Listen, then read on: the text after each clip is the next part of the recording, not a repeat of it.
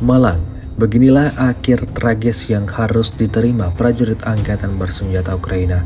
Mereka tewas bergelimpangan saat tak berhasil lakukan perlawanan dengan tentara Rusia.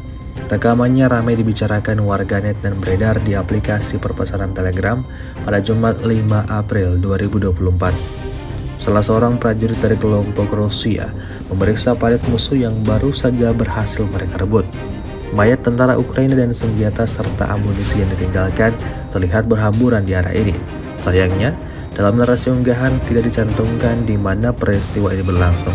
Namun, militer Rusia mengklaim Volodymyr Zelensky semakin kekurangan personel setiap harinya. Video ini viral dan menuai beragam reaksi dari warganet.